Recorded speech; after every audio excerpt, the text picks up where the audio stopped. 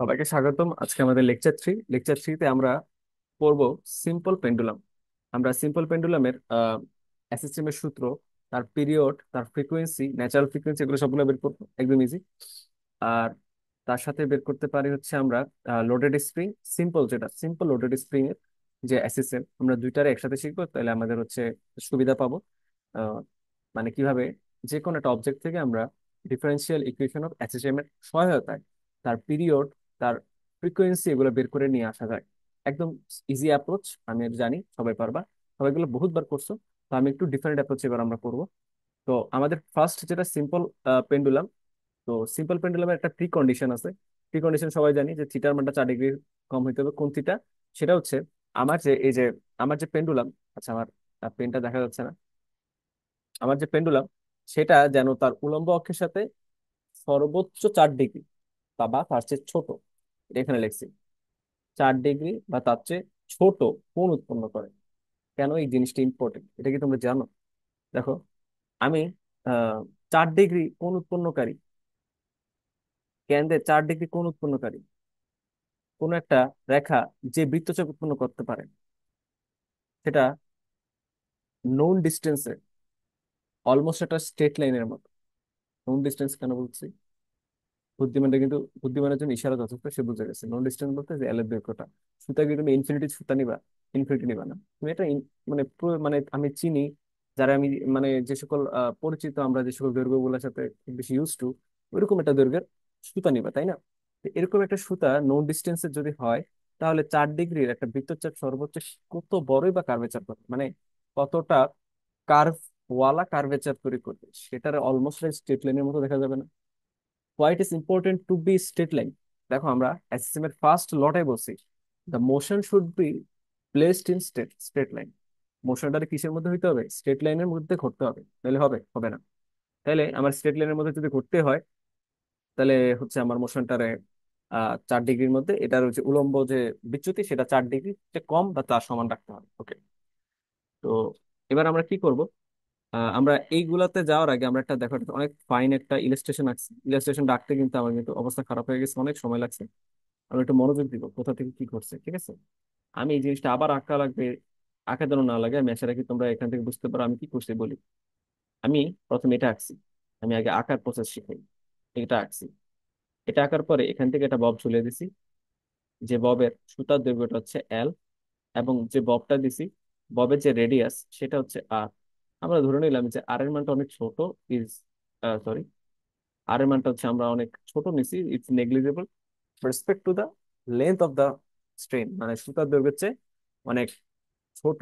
তাহলে আমি যদি এল প্লাস আর বলি, এল প্লাস আর বললে সেটা এল এর চেয়ে খুব বেশি বেশি হয় না, তো এটার অ্যাপ্রক্সিমেট ভ্যালু এল এর সমান বা নিয়ারেবল টু এল বলা যায়। মানে এল প্লাস আর যা কথা, এল ও তা কথা। অর্থাৎ মোট কথা হচ্ছে ববের এদিকে কোনো কাজ নেই, ববের রেডিয়াস এদিকে কিচ্ছু কোনো, মানে খুব বড় ইম্প্যাক্ট করে না। ইম্প্যাক্ট করে অনেক জায়গায়, কিন্তু এখানে আমরা করে না বলে ধরে নিচ্ছি, ঠিক আছে? এরপর কি করছি? এরপর এর একটা ধাক্কা দিছি, ধাক্কা দেওয়ার কারণে সে এখানে গিয়ে উপস্থিত হয়েছে। এটা কিন্তু সেম, এটা কিন্তু দুইটা পেন্ডুলাম না, কিন্তু এই সেম পেন্ডুলামটারে আমি জোর করে এই পাশে পাঠাইছি, এখন সে কিন্তু এখানে আছে, দেখো এটা কিন্তু এখানে আছে। এই পেন্ডুলামটারে জোর করে এই পাশে পাঠাইছি, পাঠানোর কারণে দেখো, সে হরাইজন্টালি, আনুভূমিক ভাবে ওয়াই ডিস্টেন্স অতিক্রম করছে। কথা কি বুঝো? দেখো, আমি যদি একটা জিনিসটা বুঝাই, আমি এখানে তোমাকে যদি বলি, আচ্ছা আমি এখানে আঁকি তারপরে বলি। আমি যদি তোমাকে বলি এই অঙ্কতে আমাকে ওয়াই হইতেছে এই ডিস্টেন্সটা, এই যে এটা, আর এক্স হচ্ছে এই কার্ভেচারের দূরত্বটা, তুমি কি জীবনে বিশ্বাস করবে এক্স আর ওয়াই সমান? বিশ্বাস করবা? করবা না, কারো করবা না। তুমি চোখে দেখতে পাচ্তেছো এটা কার্ভেচার, অবশ্যই একটা এই দৈর্ঘ্যটা চেয়ে বেশি হওয়ার কথা, তাই না? অবশ্যই বেশি হওয়ার কথা। কিন্তু তোমার তো মাথায় রাখতে হবে ভাই, যে আমার কোনটা কিন্তু 4 ডিগ্রি বা তার চেয়ে ছোট। 4 ডিগ্রি বা তার চেয়ে ছোট যদি আমার কোন নিতেই হয়, তাইলে একবার চিন্তা করেন, আমি বললাম না অলমোস্ট হরাইজন্টাল লাইন। আমি চিন্তা করলাম যে উলম্ব ডিস্টেন্সটা ধরলাম এটা, আর তার কার্ভেচারটা দেখা গেলো একদম তার সাথে মিলে গেছে। মানে হরাইজন্টাল ডিস্টেন্স হচ্ছে এটা, আর তার কার্ভেচারটা দেখা গেলো এখান থেকে হয়তো বা কার্ভ করে করে এখানে আসছে। তো এই দুইটা দৈর্ঘ্যের মধ্যে খুব বেশি ডিস্টেন্সে আছে তা কিন্তু বলা যায় না। তো এখানে তোমার সুন্দর প্রোফাইল স্টেশনের জন্য আমরা অনেক বড় একটা কোণ নিছি। তুমি কি জানো এখানে যে আঁকা যে থিটাটা আঁকছি তোমাদের বোঝানোর জন্য, কোণ থিটা, এটা যে অলমোস্ট প্রায় আমি 45 ডিগ্রি কোণে চুপড়ে নিয়ে নিছি, কিন্তু 45 ডিগ্রি কি এগুলো নেওয়া যায়? নেওয়া যায় না। কত ডিগ্রি নিতে হয়? 4 ডিগ্রি, বা তার চেয়ে ছোট নিতে হয়। মনে থাকবে? সেটা কি বুঝতে পারছি? তোমাদের এই নোটটা বানাতে গিয়ে এটা বেশ বাল্কি একটা নোট হয়ে গেছে, যার কারণে এটা একটু গ্লিচ মারতেছে। যাই হোক, তো এই ওয়াইটা আপাত দৃষ্টিতে হরাইজন্টাল ডিস্টেন্স, কিন্তু তুমি আর আমি কিন্তু জানি কি জানি, এই যে তার বৃত্তাকার পথটা, এই যে সবুজ লাইনটা দেখা যাচ্ছে না, এটাই কিন্তু ওয়াই এর খুব কাছাকাছি ভাবে, এবং আমি ধরে নিচ্ছি আমাকে সুবিধার্থে ওয়াই আর এটা একই জিনিস। বুঝছো? মানে এখানে বৃত্তাকার সরণ আর রৈখিক সরণটা অলমোস্ট সেম। বুঝছো? এবার আস্তে আস্তে আগে, এখানে যখন তার ধরে নিয়ে গেছো, তুমি এখানে একটা থিটা কোণ উৎপন্ন করছো। কি উৎপন্ন করছো? থিটা। থিটা উৎপন্ন করার কারণে তার মধ্যে একটা টেনশন কাজ করতেছে। টেনশন কি খুব মাথা ব্যথা? না, টেনশন কাজ করতেছে, বিভিন্ন দড়ির টেনশন। টেনশন মানে হচ্ছে টেনশন ফোর্স, মানে হচ্ছে টান বল। পাশাপাশি আরেকটা বল কাজ করতেছে, সেটা কি বলতো? এই যে এখানে তীর চিহ্ন দ্বারা দিছি, তার ওজন। তাহলে তো তুমি মাটির সাথে লাগিয়ে রাখো নাই, মাটিকে উপর উচ্চতায় রাখছো না, তার কারণে তার ওজনটা কিন্তু খাড়ার নিচের দিকে কাজ করে। ওজন অলওয়েজ খাড়ার নিচের দিকে কাজ করে। সে যখন খাড়ার নিচের দিকে তাকিয়ে থাকে তখন কাজ করে, তারা যখন তুমি থিটা করে বাঁকিয়ে ফেলবা তখনও নিচের দিকে কাজ করে। মনে হইতেই পারে যে সে যখন এইভাবে খাড়া নিচের দিকে ছিল তখন মনে হয় ওজনটা এদিকে, আর এখানে বাঁকানোর ফলে ওজনটা মনে হয় এদিকে গেছে। উত্তর না, তখনও ওজনটা খাড়া নিচের দিকে কাজ করবে। এটা আমরা ছোটবেলা থেকে পড়ছি, তো আমি একটু রিপিট করলাম। এবার যাই কিনা অনুরূপ কোণের কনসেপ্ট ছোটবেলা পড়ে আসছি, তারা কিন্তু বুঝতে পারতেছি এখানে একটা ঘটনা ঘটছে। সেটা হচ্ছে, দেখো, এই যে একটা কোণ, আর এই কোণটার দেখতে একই রকম না? মায়ের পেটে যমজ ভাইয়ের মতো দেখতে না? তো অনুরূপ কোণের মধ্যবর্তী কোণের মান কি সেম হয়? প্রমাণ টমান আছে এখানে, দরকার নেই। এখান থেকে বুঝতে পারলাম যে এটার মান যদি থিটা হয় তাহলে এখানে উৎপন্নকারী কোণটা থিটা। আমি যদি এমজি রে, ওজন রে একটা কনসিডার করি অ্যাজ আ ফোর্স, তাহলে ফোর্স একটা ভেক্টর রাশি, তাহলে সে যেহেতু থিটা কোণে কার্যরত আছে, তাহলে তাকে আমার উপাংশ দিয়ে ভাগ করতে পারি। তাকে কি উপাংশ দিয়ে ভাগ করা যায় না? যায়। আমি ছোটবেলায় পড়ছিলাম আমরা একটা বক্সের উপরে, যে থিটা কোণে যদি এফ বল কাজ করা হইতো তাহলে এটা আমি উপাংশ দিয়ে ভাগ করতে পারতাম। দুইটা উপাংশ, একটা হচ্ছে, সাপোজ আমি এখানে এঁকে দেখাই, দুইটা কোণে ভাগ করতে পারতাম।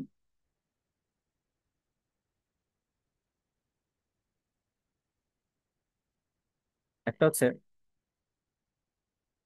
থিটার দিকে একটা, আর একটা হচ্ছে থিটার দিকে যেটা আমি ধরলাম, দেখা যেত 90 ডিগ্রিতে একটা, যেটা থিটার দিকে ধরতাম, যদি এফ বল কাজ হইতো তাহলে ওটাকে বলা হতো এফ কস থিটা। আর ওই যে 90 ডিগ্রিতে যেটা আছে সেটাকে বলা হতো এফ সাইন থিটা। তাহলে এটাও বুঝতে পারলাম এখানেও তাহলে এমজি যেহেতু একটা বল হিসেবে কনসিডার করে ফেললাম, তাহলে এখানেও কিন্তু আমার সেই বলের উপাংশতে ভাগ করতে হবে, তাই না? বলের উপাংশ কিন্তু আমার ভাগ করতে হবে। তো আমি কি করতে পারি? সেটার জন্যই আমরা, দেখো, এখানে এটা যদি আমার এমজি হয়, সে যদি এই রেখাটার সাপেক্ষে থিটা কোণ উৎপন্ন করে, তাহলে থিটার দিকে এমজি এর কস থিটা উপাংশ কাজ করবে। এই জন্য আমরা যে এই দিকটা দেখাইছি, এই দিক বরাবর এমজি কস থিটা বল কাজ করতেছে। আর এই দিক বরাবর, এই দিক বরাবর, এই দিকটা কোনটা, যেটা কিনা এমজি কস থিটার সাথে 90 ডিগ্রি, সেই দিকে এমজি সাইন থিটা কাজ করতেছে। ছোটবেলার জিনিস। এবার দেখো, একটা বব শুধুমাত্র এমজি তো তার মধ্যে কাজ করে না, তার মধ্যে আরেকটা কাজ করে, সেটা কি আমরা বলছিলাম টেনশন ফোর্স। সেটা হচ্ছে তার দড়ির টান বল, তাই না? তো দড়ির দড়ির টান বলটা, আর দেখো তো টান টান বলটা কি হয় বলো তো? উৎস এর দিকে, কেন্দ্রের দিকে। আমি যদি এটা একটা বৃত্তাকার পথ ধরি, এটাকে একটা বৃত্তাকার পথ ধরি, টেনশন ফোর্সটা সবসময় তোমার কেন্দ্রের দিকে টেনে নিয়ে আসার চেষ্টা করে।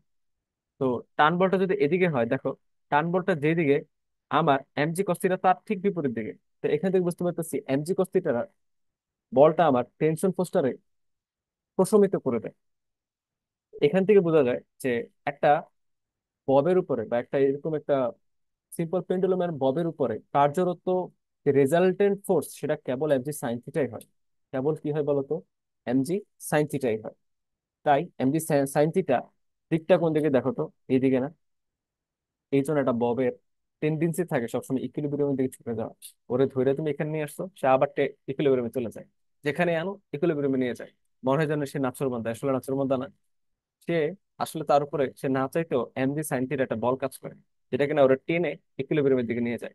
কিন্তু ইকুইলিব্রিয়ামের থেকে সে মানে থাকতে পারে না, বলে না সব সুখ সয় না। সে সুখে যদি ইকুইলিব্রিয়ামে চলেও যায়, কিন্তু ইকুইলিব্রিয়াম সে স্টে করতে পারে না। কেন স্টে করতে পারে না? কারণ ইকুইলিব্রিয়ামে তার গতি জড়তার কারণে সে আবার ওইখানে চলে যায়, আবার আসে, আবার যায়, এরকম চলতে থাকে কন্টিনিউয়াসলি। তাহলে এখান থেকে আমরা একটা ডিসিশন নিতে পারি যে একটা ঝুলন্ত বব যদি হরাইজন্টাল অক্ষ বরাবর ওয়াই ডিস্টেন্সে সরণ ঘটানো হয়, তাহলে তার উপরে কার্যরত যে বল সেটা কিন্তু এমডি সাইন থিটা। এবার আমি একটু প্রশ্নের অ্যান্সার দেবো। সেটা হচ্ছে, আমি সরণ ঘটেছিলাম জানি কোন দিকে, এই দিকে, কিন্তু বব আসতে চাই কোন দিকে, বিপরীত দিকে না? তাহলে সরণ যেদিকে ঘটাইতে চাই, বব আসতে চাই তার বিপরীত দিকে।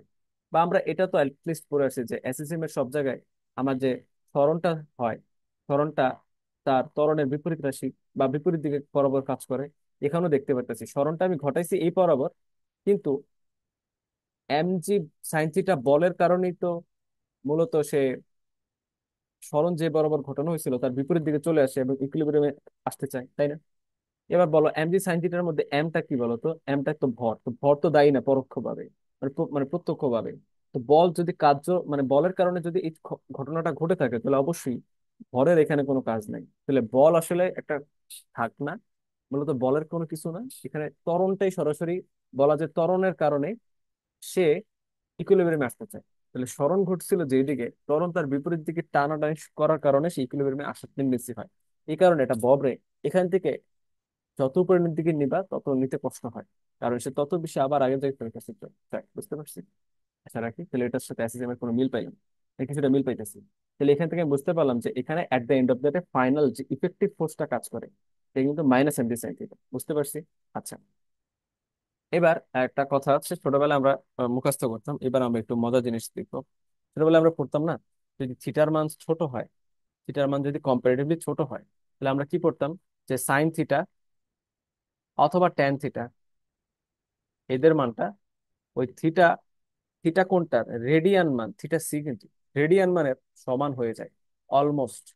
এটা মুখস্থ করতাম আমরা। তো আমরা এবার একটু বড় হয়েছি, যে মুখস্থ করার চেয়ে আমরা একটু ইগনোর করার চেষ্টা করি আসলে ঘটে কেন, মানে এটা সাইন থিটারে থিটা সি ধরে নিছি কেন। তো এটা আসে এক্সপেনশন থেকে। তোমরা যদি এক্সপেনশন পড়ো, এক্সপেনশন পড়বা কোথায়? ডিফারেন্সিয়েশনে তোমরা দুই তিনটা সিরিজ পড়বা। অলরেডি তোমরা দুইটা সিরিজের নাম শুনছো, লিবনিজের সিরিজ, ম্যাকলারেন্সের সিরিজ, ইন্টিগ্রেট অ্যাডমিশনের কনসেপ্ট বুকে ছিল, তাই না? তো ওই এরকম ম্যাকলারিন সিরিজের মতো একটা সিরিজ আছে, এটা বলে টাইলর সিরিজ। এটা দিয়ে মোটামুটি বিভিন্ন ফাংশন, টাইগোমেট্রিক ফাংশনের এক্সপ্যান্ড করা যায়, একটা সিরিজ ইনফাইনাইট সিরিজে এক্সপ্যান্ড করা যায়। তো টাইলর সিরিজের আওতায় আমরা সাইন থিটার এক্সপ্যান্ড করতে পারি, এবং এক্সপ্যান্ড করলে দেখা যায় যে সাইন থিটার, যদি সাইন থিটা হয়, সেই থিটা কোনটা রেডিয়ান মান থিটা সি যদি হয়, তাহলে সাইন থিটা সমান সমান লেখা যায় theta C minus theta C cube divide by 3 factorial plus theta C to the power 5 divide by 5 factorial minus, আমি অত্যন্ত দুঃখিত, theta C to the power 7 divide by 7 factorial. এইভাবে কিন্তু কন্টিনিউয়াসলি চলে, মানে এটা আগাতে থাকে, ঠিক আছে? আচ্ছা, তাহলে থিটা ইজ, এখানে একটা কথা দেখো, এখানে লিখে দিচ্ছি যে থিটা এখানে অনেক স্মল, থিটা যদি এখানে অনেক ছোট, তাই theta cube, theta 5 and the higher orders, তো থিটা সি নিজেই তো অনেক ছোট, তাহলে থিটা কিউব, থিটা 5 এগুলো তো আরো আরো আরো ছোট হবে। ছোট হইলে এই রাশিটার মান না ছোট, এই রাশিটার মান আরো ছোট, এই রাশিটার মান আরো আরো আরো ছোট। সামনে যারা আসবে, অসীমে যে আছে সে তো মনে করো শূন্যই মনে করো, একদম শূন্য কাছাকাছি চলে যায়। তো যার কারণে এই পুরা জিনিসটা আমি যদি যোগ করি আর না করি, তাতে কি এই থিটাসি রাতে না ভাত খেয়ে থাকে না এমন না, সে কিন্তু তার কিচ্ছু আসে যায় না। মানে এই পুরা অংশটা, এটা এই থিটাসির মধ্যে খুব বেশি ফলায় না, মানে এটা খুবই নেগলিজেবল, যার কারণে আমি পুরো নেগলেক্ট করে দিলাম, বাদ দিয়ে দিলাম। যার কারণে আমি sine theta is equivalent to theta C লিখতে পারি। বুঝতে পারছো? তো সেখান থেকে আমি সাইন থিটা সমান সমান থিটা সি লিখছি। আচ্ছা, তো এবার আমি কি লিখতে পারি? তাহলে F is equal to minus M G sine theta ছিল, তার বদলে আমি লিখলাম F minus, F is equal to minus M G sine, sorry, শুধু theta C. F is equal to কি লিখলাম? Minus M G theta C. সাইনটা কিন্তু ভুলে যায় না, অনেকে ভুল করবে এখানে, ওরা শুধু থিটা লিখবে, থিটা কিন্তু না, এটা থিটা মানে ডিগ্রি, আর সি যখন দিয়ে দিলাম তখন হয়ে গেল রেডিয়ান, থিটা রেডিয়ান মানটা এখানে বলছে, ঠিক আছে? এবার নিউটনের দ্বিতীয় সূত্র থেকে আমরা কি পাই? F is equal to M A, M A সমান সমান জি থিটা সি লিখতে পারি। কেমন লিখতে পারি বলো তো? এফ সমান সমান যদি আচ্ছা এখানে একটু ভুলে যায়, এখানে এখানে এমটা থাকবে, ঠিক আছে। আচ্ছা, তাহলে আমরা এম এ সমান সমান কি লিখতে পারি? এম এ সমান সমান আমরা লিখতে পারি এম জি চিরাশি, তাই না? তো এবার এই পাশের এম, এই পাশের এম কেটে দিতে পারি। যদি কেটে চলে যায় তাহলে এর বদলে আমরা লিখতে পারি ডাবল ডেরিভেটিভ অফ কি, সেখানে একটা missing, double derivative of Y লিখতে পারি, তাই না? আমরা ডাবল ডেরিভেটিভ অফ ওয়াই লিখতে পারি। ডাবল ডেরিভেটিভ অফ ওয়াই যদি লিখে ফেলি তাহলে সেটা সমান সমান মাইনাস জি জি থিটা সি লিখতে পারি। আচ্ছা, তো এটা আমি লিখলাম। এবার একটা কথা মনোযোগ দিয়ে শোনো, এবার আমরা কি কি করি দেখো। লিখলাম যে the radius of the bob is negligible respect to the linear displacement Y and the length of the hanging wire. বুঝছো জিনিসটা? একটু বুঝাই। এই ববের ছোট আর এর যে কেবল এই দূরত্বটা মাপার বেলা নেগলিজিবল করা হয় তা কিন্তু না। দেখো তো, এই দূরত্বটা মাপার ক্ষেত্রে কি এই ববের রেডিয়াসটা চলে আসে না? ববের রেডিয়াসটা এতটুকু আসে না? এইটুকু যেন কাউন্ট না করা লাগে সেটা আমি বলে দিতে হচ্ছে। দেখো, নাইন ইন্টারমিডিয়েটের প্রমাণ বা অঙ্কের তুলনায় আমার এই যে অনার্সে আমি যে ইঞ্জিনিয়ারিং এ আমার টার্ম ফাইনাল সিটি বলো, এখানে যে ডেরিভেশন গুলো লিখতে হয়, ডিফারেন্স হচ্ছে তোমাকে ওয়েল ডেসক্রাইব হইতে হবে, তুমি কোন পথে গেছো, কি কি করছো, বাংলায় মেক শিওর লিখে দিছো তুমি। এমন কোনো ঘটনাজনক সিনারিও না আমার সামনে অ্যাপিয়ার হয় যে আমি আকাশ থেকে কিছু একটা লিখে ফেলছি, ঠিক আছে? আমার অবশ্যই ওয়েল ডেসক্রাইব করতে হবে। তা আমি ছোটবেলা থেকে সবসময় মনে করতাম যে দড়ির দৈর্ঘ্য থেকে কেবল ববের যে রেডিয়াসটা সেটারে নেগলিজিবল করা হয়। উত্তর হচ্ছে না। আমার এই যে লিনিয়ার ডিসপ্লেসমেন্ট বা বলা যায় যে হরাইজন্টাল ডিসপ্লেসমেন্ট, ওইখানেও কিন্তু আটটা চলে আসে। দেখো এই যে দেখাই যাচ্ছে এখানে কিন্তু আটটা চলে আসতেছে। এই আটটা যেন না আসে সেটারও আমার নেগলিজিবল করতে হবে। কেন নেগলিজিবল করতে হবে? এল আর ওয়াই এর রেসপেক্টে আটটা কিন্তু অনেক অনেক অনেক অনেক কি ছোট, তাই আমি এটা নেগলিজিবল করতে পারি।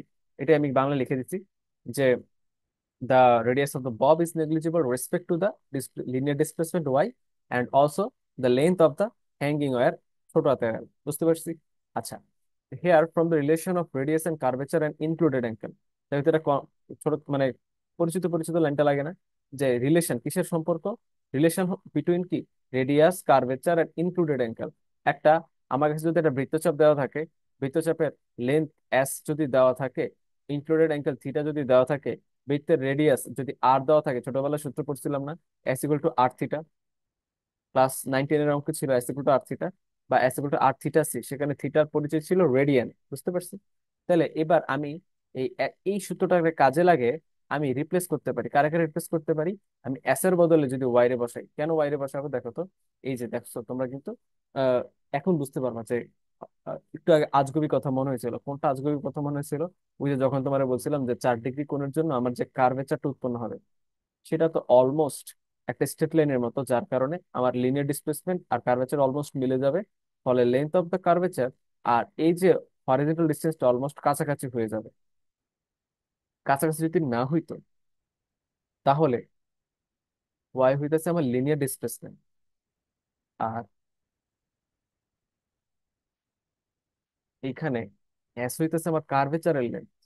এদিকে রিপ্লেস করা যায় তো, এস এর জায়গায় ওয়াই রিপ্লেস করা গেছে, কারণ ওয়াই যেখানে লিনিয়ার ডিসপ্লেসমেন্ট সেই কেসে থিটার মানটা 4-এর চেয়ে ছোট হয়, যার কারণে কার্ভেচারের লেন্থটা এস এর খুব কাছাকাছি চলে যায়। মানে তোমরা টেন্স টু বলতে পারো, এস টেন্স টু ওয়াই বলা যায়। এস ওয়াই এর খুব কাছাকাছি হওয়ার কারণে আমি এস এর মানে এস এর জায়গায় ওয়াই এর রিপ্লেস করতে পারি। আর আর এর বদলে এল এর রিপ্লেস করতে পারি। এল কেন? কারণ আমার যে ববটা আছে সেটা কিন্তু এই যে এই বিন্দুটার সাপেক্ষে, এই বিন্দুটার সাপেক্ষে সে কিন্তু এল রেডিয়াসেই ঘুরতেছে, তাই না? তাই আমি রেডিয়াসে জায়গায় এল নিতে পারি। এবং এই রিপ্লেসমেন্টটা যখন আমি করলাম তখন এখান থেকে মান পেলাম Y is equal to L theta C, বা থিটা সি এর মান লিখতে পারি theta C is equal to Y divide by L. এবার দেখো, আমি সূত্র এখানে লিখে রাখছিলাম যে D square Y divide by DT square, মানে D square divide by DT square Y is equal to minus G theta C. এই থিটা সি এর জায়গায় আমি কি এই মানটা এখন বসাইতে পারি ওয়াই ডিভাইডেড বাই এল? চোখ বন্ধ করে বসাইতে পারি। এটাই লিখছি যে D D square divide by DT square Y is equal to minus G Y by L. Easy. আচ্ছা, এবার আমি কি করব? আমি minus G Y by L পুরো টার্মটারে বাম পাশে নিয়ে গেলাম, তাহলে এটা পাবো। এবার এটা যদি আমি কম্পেয়ার করি with what, with the differential equation of simple harmonic motion, তাহলে আমি কি লিখতে পারি বলো তো? ওমেগা স্কোয়ার সমান সমান জি বাই এল লিখতে পারি না? একদম ইজি। জি বাই এল যদি লিখতে পারি, তাহলে ওমেগা সমান সমান লিখতে পারি root over G by L. ওমেগার জায়গায় লিখতে পারি 2 pi by T is equal to root over G by L. আর টি সমান সমান কি লেখা যায়? 2 pi root over G by L. তাহলে বুঝতে পারছি একদম ইজি ছিল। সেটা হচ্ছে আমরা ববের জন্য বা সিম্পল পেন্ডুলামের জন্য যে সিম্পল হারমোনিক মোশনের যে পিরিয়ড, সেই পিরিয়ডের মানটা বের করে ফেললাম, সেটার মান হচ্ছে 2 pi root over G by L. আচ্ছা, এবার এরই একটা খালাতো ভাই লোডেড স্প্রিং সম্পর্কে আমরা পড়বো। লোডেড স্প্রিং আর কি, ছোটবেলায় পড়ছো অনেক। সেটা হচ্ছে স্প্রিং এর মধ্যে একটা এম মাস ঝুলিয়ে দিলাম। আহ ছোটবেলায় আমরা যেটা পড়তাম যে স্প্রিং এর কোনো ভর নাই, আমরা এবার স্প্রিং এর ভর সহ পড়বো। আর সহজ কথা, যদি পরীক্ষায় স্প্রিং এর ভর আছে বা না বলে, মানে নাই বলে দেয়, কথা সরাসরি বলে দিল স্প্রিং এর ভর নাই, নাই থাকলে তো নাই, যদি বলে দেয় স্প্রিং এর ভর আছে, যদি বলে দেয় স্প্রিং এর ভর আছে, তাহলে অবশ্যই আমারে, মানে সরি, যদি বলে দেয় নাই, নাই বলে দিলে হচ্ছে আমি ইগনোর করব। আর যদি কিছু না বলে দেয়, বলে দেয় আছে, সকল ক্ষেত্রে স্প্রিং এর ভর এবার, মানে ইন্টারনেটের কথা ভুলে যাই, এখানে আমার এম ভরটারে কাউন্ট করতে হবে। বুঝতে পারছি? আচ্ছা, তো এখানে একটা কথা বলে দিছি, স্প্রিং ইজ হ্যাঙ্গিং ফ্রিলি, অথবা এটারে বইয়ের ভাষায় লাগে suspended freely, has a spring constant of K. আমার স্প্রিংটা যে আছে সেটার স্প্রিং কনস্ট্যান্টটা কত আমার কে। আর ধরলাম সেটার সেলফ মাস। সেলফ মাস মানে বুঝতে পারতেছি স্প্রিং এর নিজের ভর হচ্ছে ছোট হাতের এম, আর যে এই স্প্রিংটার উপরে একটা এম ভরের, ক্যাপিটাল এম ভরের একটা বস্তু ঝুলে দেওয়া হয়েছে। ঝুলে দেওয়ার কারণে তার মধ্যে কোনো এক্সট্রা ফোর্স আমি দেই না এখনো। বাট ফোর্স যখন আমি অ্যাপ্লাই করব, সেই ফোর্সের মানটা যদি এফ হয়, তাহলে কি কি পাওয়া যাবে? দেখা গেল সেই স্প্রিংটা তার যে ঝুলন্ত অবস্থায় ছিল সেখান থেকে ওয়াই ডিসপ্লেসমেন্ট নিচে নেমে যায়। তাহলে আমি এখানে স্প্রিং এর যে normal equation, F is equal to minus K এক্সটা বসিয়ে দিলে এখান থেকে ইকুয়েশন পাই F is equal to minus K Y. তাহলে এফ সমান সমান লিখতে পারি ক্যাপিটাল এম ইন্টু এ, কারণ এই এফটা এই এম মাসের উপরে অ্যাপ্লাই করা হয়েছিল, এবং এই এম মাসটা এখানে ক্রিয়া কার্য সম্পন্ন করে বলে এই এফ এর বদলে ক্যাপিটাল এম ইন্টু এ লেখা যায়। মাইনাস কে ইন্টু ওয়াই বসাইলাম, এর বদলে আমি D square DT square Y বসাইলাম, সমস্যা নেই। এবার কি করা যায়? এই পাশে মাইনাস কে ওয়াই ওই পাশে নিয়ে গেলে হয়ে যায় প্লাস কে ওয়াই, হয়ে গেল। তারপরে পাইলাম এই জিনিসটা, এবার এখানকার এমটা উভয় পক্ষে ভাগ করে দিলাম, এম এম কাটা গেল, আর কে এর নিচে এম চলে গেল, জিরো নিচে এম গেলে তো জিরোই হয়। তাহলে আমি পাইলাম কে বাই এম ইন্টু ওয়াই। তাহলে এখান থেকে এটার যদি আমি কম্পেয়ার করি কার সাথে, comparing this equation with the differential equation of oscillation, তাহলে আমি পাই ওমেগা স্কোয়ার সমান সমান আহ আচ্ছা, এখানে একটা ভুল হয়েছে নাকি?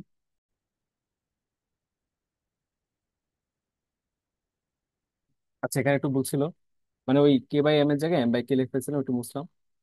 তো দেখো আমরা এখানে বুঝতে পারলাম যে এখানে কি লেখা। এখানে লেখা হচ্ছে আমার omega square is equal to K by M. তো ওমেগা স্কোয়ার আমি লিখতে পারি 2 পাই বাই টি, আর স্কোয়ারটার পাশে নিয়ে গেলে হয়ে যায় রুট, তাহলে সেখান থেকে ফাইনালি টি এর সূত্রটা পেয়ে গেলাম, T is equal to 2 pi root over M by K. একদম ইজি, আমরা এগুলো পারি। এবার কথা হচ্ছে, এবার সেলফ মাস, স্প্রিং এর সেলফ মাস যদি কনসিডারেবল না হয় তাহলে এটা সত্য, এটাই হচ্ছে এতটুকু পর্যন্ত করলে হবে। বাট স্প্রিং এর সেলফ মাসটা যদি আমার কনসিডারেবল হয়, তাকে যদি গণনা করার প্রয়োজনীয়তা অনুভব হয়, তাইলে কিন্তু আমার এতটুকু দিলে হবে না। তাহলে আমার কি করতে হবে? স্প্রিং এর মাসটারও কিন্তু আমার কনসিডার আনতে হবে, এবং কি করতে হবে দেখো, আমি কি লিখলাম যে if the self mass of the spring is considerable, then আমারে আহ, চিন্তা করতে হবে, আমার হচ্ছে নতুন বল আনতে হবে। সেটা হচ্ছে তার যে ওজন, ওজনটা কিন্তু কাউন্টেবল হয়ে যায়। ভরের যদি আমি টেন্স টু জিরো ধরে, তাহলে তার যে ওজন জনিত যে চাপ আমার স্প্রিংটা অনুভব করছে, সেটা কিন্তু এতক্ষণ কাউন্ট হয়নি। এই স্প্রিংটা যদি ভর কাউন্ট, মানে ভরটা নিয়ে আমি চিন্তা করি, স্প্রিং এর ভরটা যদি কনসিডার করি, তাহলে সেই ভরের জনিত স্প্রিং কিন্তু একটা ওজন অনুভব করবে নিচের দিকে, যার কারণে স্প্রিং তার স্বাভাবিক প্রসারণের তুলনায় একটু হইলেও বেশি প্রসারিত হবে। এবং সেটা হচ্ছে কি করতে হবে, তো আমার ওই ওজনটা নিয়ে কাজ করতে হবে। তো ধরলাম যে স্প্রিং ধ্রুবক যদি কে হয়, এবং ওই যে এক্সট্রা যে সরণ এক্স, সেটা যদি এক্স হয়, তাহলে এমডি সমান সমান কে এক্স ধরলাম। তাহলে এখান থেকে কে, ধ্রুবক কে এর মান বের করা যায় এমজি ডিভাইড বাই এক্স, সেটা এই জায়গার কে এর মধ্যে বসাই দিলে আমি পেয়ে যাবো এমন একটা সূত্র, যেখানে কিনা মাস অফ দা লোড রে তো আমার কনসিডার করতে হবে, কারণ লোড তো লোডই, তার বড় অনেক বেশি। একই সাথে সেলফ মাস অফ দ্য স্প্রিংটাও কাউন্ট করতে হবে। আশা রাখি বুঝতে পারছি। এবং সেটা সূত্র হচ্ছে T is equal to 2 pi √ M X divide by M G. এই ডেরিভেশন অনেক ইম্পর্টেন্ট, এটা মাঝে মাঝে সিটিতে দিয়ে দেয়। মানে বলতে পারে যে if the self mass of a spring is smaller m and object with mass capital M is loaded with, মানে ওই স্প্রিংটার সাথে, তাহলে ওই স্প্রিংটার ফ্রিকোয়েন্সি কত। আমরা সাধারণত পিরিয়ড বের করি, পিরিয়ডের সূত্র পেয়ে গেলাম। বা ফ্রিকোয়েন্সি চাইলে ফ্রিকোয়েন্সি বের করবো, আমরা জানি ফ্রিকোয়েন্সি কি, টি এর উল্টাটা 1/t। যেটা আমরা চাইবো সেটা আমি বের করে দিয়ে আসবো। আশা রাখি সবাই বুঝতে পারছি। আমরা নেক্সট ক্লাসে মাস বিটুইন টু স্প্রিং নিয়ে স্টার্ট করবো। ধন্যবাদ সবাইকে।